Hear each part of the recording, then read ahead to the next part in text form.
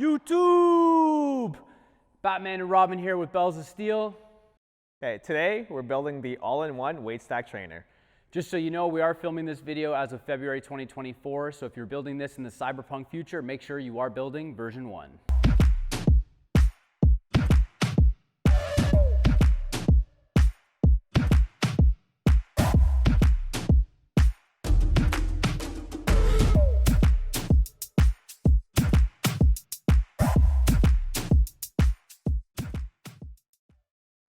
The all-in-one weight stack trainer comes in 4 boxes and 4 additional boxes for the weight stacks. For today's assembly, these are the tools that will be required for the assembly.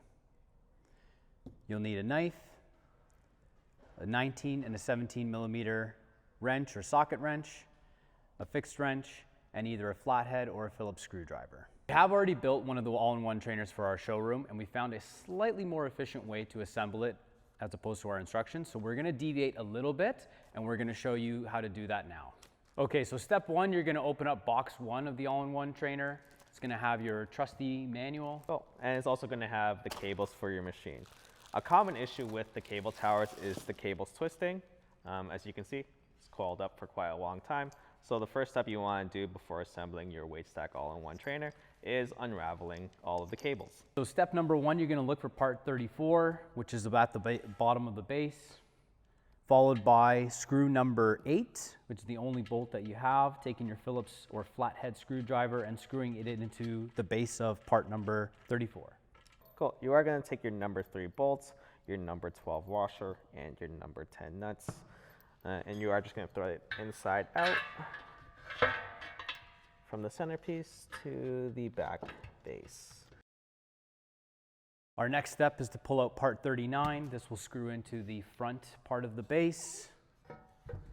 And then we have 2 more number 7 bolts going from the front through to the back. So after assembling the base, we can go back to step number 1 in the instruction manual, and now we can put the guiding rods in, part 34. Just to make note, both sides of the guiding rods are threaded, as you will have to put bolts through the bottom of the base and through the top. It's a lot easier having a secondary person in here because you can hold the bolts in at the bottom and then they can kind of just twist it. So now you're going to grab your piece 58 and just slide them down. The grooves of the pucks will be face down to fit over the chrome sleeve.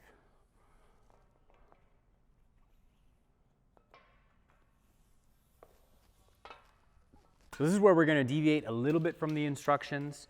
You're going to look for part 50, which is one of the first uprates that we're going to be putting on. Sliding it in front of where your pulleys would sit. To finish off the base, we're going to find parts 45 and 46 that are going to attach at the front. This is going to connect all 3 pieces of the base. All right, so after parts 45 and 46 are connected to the base, you do need 2 number 3 bolts and 2 number 4 bolts. The number 4 bolts will go on the inside and it just threads right in. It only has 1 washer and doesn't have a nut because the other side is already pre-threaded on the inside right over here. So the main reason we deviated a little bit from the instruction manual is because you cannot get a socket wrench in here, and it's a little bit difficult using 2 fixed wrenches to get that bolt nice and tight. We'll put in the last 2 uprates at the front of the machine. These are going to be part number 40. It's your chrome uprates. They'll slide right into the base. You're going to take your part 42. You want the 3 holes facing on the inside. If it is a little bit difficult getting on, this is a twist knob. So twist it out a little bit and pull it back. And then you can just slide it. So next we're going to do the weight stack. Each plate does have its own sticker. You're going to want to put these stickers on prior to putting it onto the machine. We're going to put it so that the stickers are facing the back, because in the future, when the cables are running in front of the weight stack, it's going to be hard to get the pin in. So the selector rod does come pre-assembled, so you actually will have an extra part 14. You no longer have to hammer this into the top plate. Yay! After you've done all the plates, all the stickers are on, this is going to be the last piece that we're going to feed through into the guiding rods. Now that we have the weight stack in on top of the guiding rods, we're going to start to build the top of the all-in-one trainer. This is going to be part 35. where you'll see the 2 pulleys on the back. That's going to go towards the back of the machine, and that's going to sit right on top of the uprights, while the front of it will sit nicely into this middle upright. All right, so once you get the top cross member on, you do just want to get your number 4 bolts, and you are just going to thread them down right into the guiding rods on both sides. Here.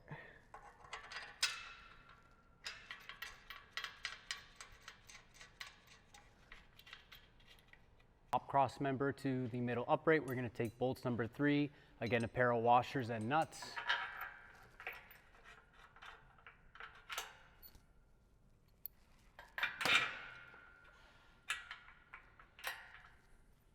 Next we're on to part number 48. They're going to have 2 pieces. Hook's going to be on the outside of the machine. Inside pulley will be on the inside.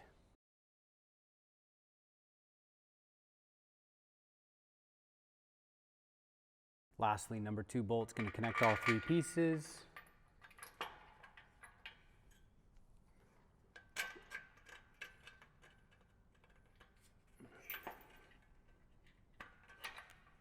The last part for the top half, we're going to get part number 44. This is going to be your pull-up bar. The pull-up bar is going to be facing towards the front of the machine.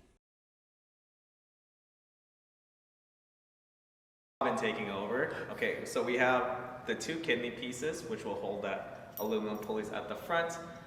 These are part number 51. You do need bolt number 1, washer 11, and nut 9.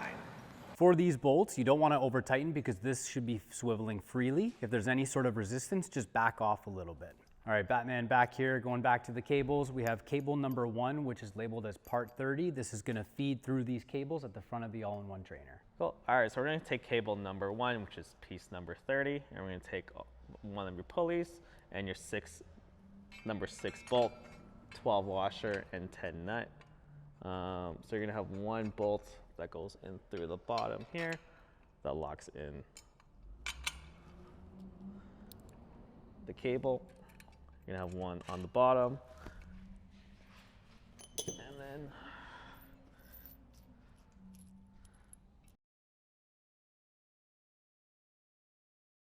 and then the cable is going to be sandwiched in between the 2 wheels. All right, so after getting the pulley through the kidneys, we're going to go up and over. So you just want to make sure that the cable is above the pulley here and nice and centered.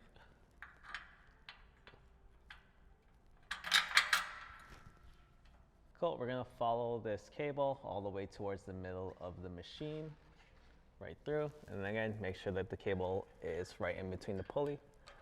So we are just going to skip this middle section just because installing the cables can get a little bit confusing. So we have found like a little bit of an easier way to install it. So we are going to skip like the middle section here, and we're just going to go straight through to this spot right here. Again, make sure the cable is like nice and centered in the pulley, and the bolt does have to go outside in. All right, so we're gonna follow this pathwards down towards the weight stack. So the cable's gonna go down and under into the weight stack, which is gonna sit under the pulley. This cable's gonna run upwards across the other side of this pulley, and again, make sure that the cable is running up and over top of the pulley. And the bolt does have to go outside in because the space is very tight. At this point of the assembly for the all-in-one cable trainer, this spacing is very tight.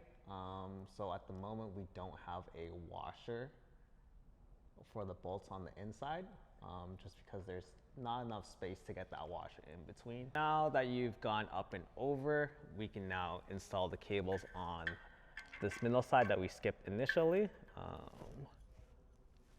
Cool, again, making sure that the cables are sitting in their respective pulley. We're gonna follow from the middle pulley all the way back to the front. Again, making sure that the cable's up and over. And we're just gonna get that nice and in. Just like at the front, we are gonna install the cable through the kidneys, making sure that the cable sits in between the bottom pulley and the top pulley respectively. You are gonna have a lot of slack at the moment, but again, the cables are a little hard to install following the instruction manual. So this is the easiest way we have found to install the cable fully. So we're gonna go back towards the middle of the cable where you are gonna install part 37, which is the one that has 2 slots for two pulleys at the top and the bottom. You are just gonna take out a little bit of the slack of the cable and from the front, and you're gonna make sure that the cable does run under the pulleys on both sides. After getting part 37, the dual pulley mechanism installed, you can get the part 43, which has the dual cable system on the front and then on the top, and then the single pulley system on the bottom. You're just gonna pull this down to give you enough slack in the cable to get these pulleys installed. Is gonna pretty much do the exact same thing. You wanna make sure that the cable runs underneath the pulley. Cool, so now you can pull both of these part 43 and part 37 downwards, and which should accommodate the slack that was occurring at the front of the cable. And now all of this will just hang perfectly. As you can see right now, the cables do want to twist in on themselves as they've been like coiled up in the package for so long. And this is why we did this middle part last, as it is a lot easier installing the middle portion of these cables when there is more tension on them. So now we're coming back to the cables. We're looking for cable 2 or part 31 as it's labeled. The big ball will be feeding through the front at the top, and the small one will be feeding through the front at the bottom. You're gonna take cable number 2 or piece number 30, which has like a fat piece on the front and then a skinnier ball in the back, and you are just gonna feed it through the middle upright, pretty much like the whole way through. So after getting most of the cable 2 through, you do just wanna kind of scoop up the cable up and over the pulley and go into that middle pulley slot on the pull-up bar using bolt number 6 to lock it in place. So you do just want to run the pulley through the upright. You are going to use bolt number 3, washer 12, nut 10, and then you are going to get part number 13, which is that black pulley sleeve. And it's going to go right through the upright. You do want to ensure that the cable does run up and over the pulley, in this case. Well, and the black pulley sleeve will sit in towards the upright, like so, on either end of the pulley.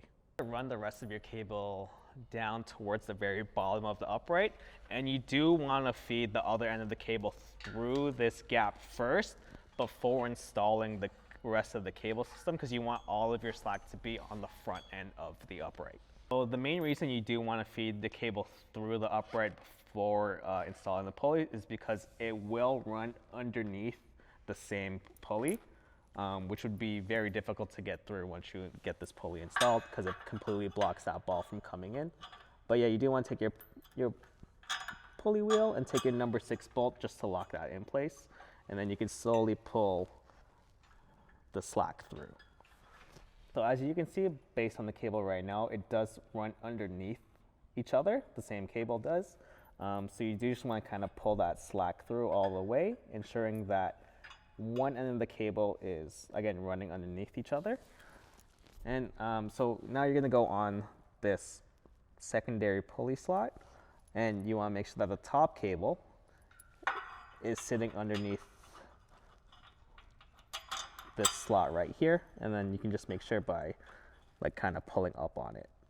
As the cable is running up and under itself, you are gonna have this little loop at the end, because this cable is gonna go run up and over. So we are just going to slowly pull the slack towards the weight stack, towards this pulley right here. As you can see, it does want to twist in on itself. So when you are installing this pulley here, you do want to make sure that it is lined up left to right with the cables. And this cable is going to sit on top of this bottom pulley right here. And it's going to be using bolt number 6 to lock it in place. So once you have that cable up and over, it's going to come down and under, and it's going to sit underneath this pulley at the bottom right here, using the same number 6 bolts to lock it in place. Put the last bolt number 3 with the part number 13, the black pulley sleeve, and the cable is going to sit underneath the bottom pulley over here. Cool. And then once you have this installed, you'll be done the whole process for cable number 2. You are going to have some slack left over on cable number 2 after completing the installation process of it. So we are just going to do this little step to kind of get rid of that slack. To get rid of the slack on cable number 2, you are just going to pull the dual cable pulley system downwards, which is part 37. and that will create enough tension to get rid of all of that slack on cable 2. You do want piece 37 to sit a lot lower than part 43. Now you're going to take cable number 3, which is piece 32. You're going to slowly lower that locking nut on the end of the cable, and you are going to thread it into the piece of the upright. Slowly twist it in, threading it as deep as you can go. And then you are going to use the lock nut just to lock it in place. Cool. After threading that cable into that piece on the upright, you are going to follow it downwards, and the cable is going to sit underneath the pulley in this bottom pulley slot. And you are just going to secure it again with bolt number 6. So you are just going to take the other end of the cable and feed it underneath the plate peg on the A-frame there, and just going to feed it all the way through. After pulling that cable through the plate peg, you are just going to follow it to the next cable slot. It is going to sit underneath the aluminum pulley again. Cool. Securing it again with bolt number 6. So the cable isn't going to run up and over. It is going to go into a slot 37. The other end of the cable does have to go on the other end, but for the time being, we are just going to secure the cable in place with just this one bolt, because it does have to wrap up and back over again. After just securing the cable up on piece 37, it's going to come down and back over. You're going to take the black pulley wheel, which is piece 28, and the cable is going to sit underneath it, and you are just going to lock it in with bolt number 6. After getting that pulley through piece number 28, you are going to go up and over the next pulley, and you are just going to slightly pop out bolt number 5 and thread that pulley in through the other side of part 37. So after getting the pulley secured through piece number 7 on both ends, you do just want to go back down and under into the next pulley slot. The cable will run under the pulley again. Again, you are also using bolt number 6 to lock it in place there. So you just want to take the other end of the cable and feed it underneath the bottom of the plate peg towards the last upright. After running the cable through the bottom of that plate peg, you do just want to run into the last pulley slot. The cable is going to run up and underneath the last pulley towards the top piece on the upright. Front end of the cable, you do just want to loosen the nut on the opposite end, and you do just want to thread it into that piece on the upright right there. Well, if you do realize that you have too much slack on the cable, you can thread it in deeper into this slot. The deeper it goes into the thread, the tighter the cable will be, and the less slack you'll have. So once you have it deep enough, you do just want to thread that bolt all the way up and just lock it in place. Thanks for watching our assembly video of the all-in-one trainer. We hope this helps with your installation process. Well, make sure to like, comment, and subscribe, and let us know what product you want to see next.